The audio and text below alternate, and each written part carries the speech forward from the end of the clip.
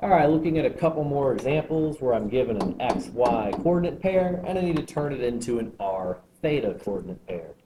So to find R, that's our Pythagorean theorem here. I'm going to take the square root of negative root 3 over 2 quantity squared plus negative 1/2 squared.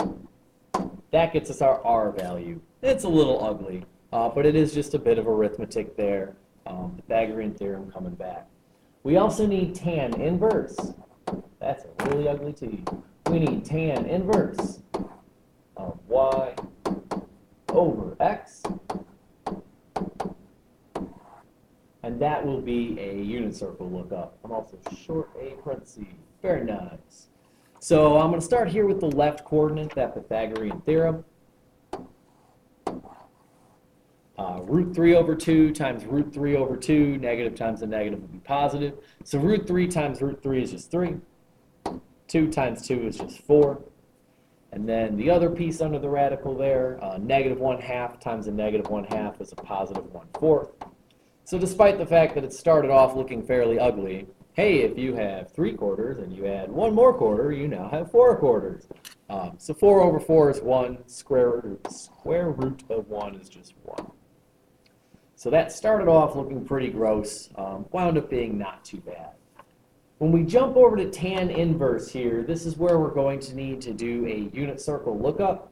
It's important to remember here in number 9, this was a quadrant 3 point because both the x and the y coordinates are negative.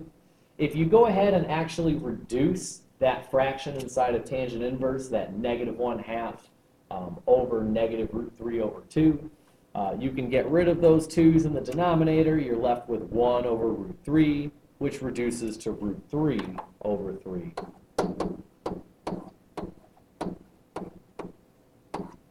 So if you jump over to your unit circle to look up root 3 over 3, keep in mind what you're going to find is this angle.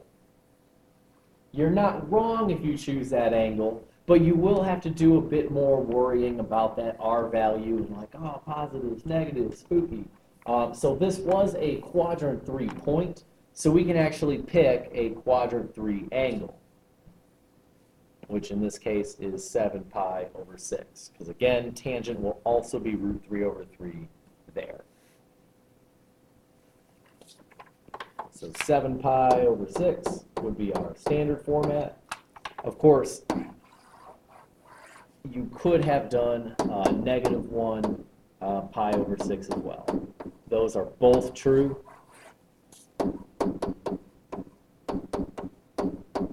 I tend to stick with the standard format, 2 positive numbers. I like that better. But keep in mind, if you did put pi over 6 there, you'd still be good as long as you switch the sign of the 1. Let's do one more of these. Taking a look at number 10. Once again, starting off with an XY coordinate pair. The Pythagorean theorem here is going to be a little interesting. We're going to have a negative 6. Not sure why I have 2 sets of parentheses there. We're going to have a negative 6 squared and a positive 6 squared. No, those don't cancel. You're crazy. And then I want tangent inverse of 6 over negative 6. That's what I want 2 parentheses. So playing around with this, this next example, we are going to get a Pythagorean theorem that's not quite as nice as previous ones. We've got a negative 6 squared, that becomes 36. Positive 6 squared is also 36. So that's root 72. Reducing radicals. Good times. So 72 you can reduce because 72 is the same as 36 times 2. If you're like, how did you know that? Keep in mind this was a 36 and this was a 36, and I've got 2 of them.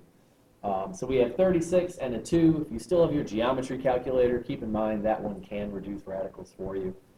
So this becomes a 6 root 2. There should be no comma there.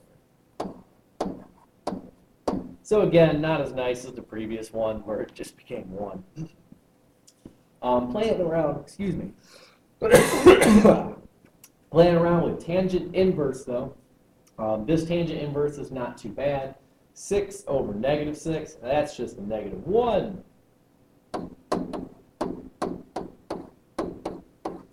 So that's what I want to look up on the unit circle. Before we do that, important to remember, double checking that quadrant, negative 6, comma 6, that's a quadrant 2 point. My x is negative, but my y is positive. So when I go to look up tan inverse of negative 1 on the unit circle, I'm going to start with that quadrant 2 angle. Keep in mind there's also a quadrant 4 angle that would work here as well, but then you have to worry about flip-flopping the r value. So I'm going to stick with that quadrant 2 version, 3 pi over 4.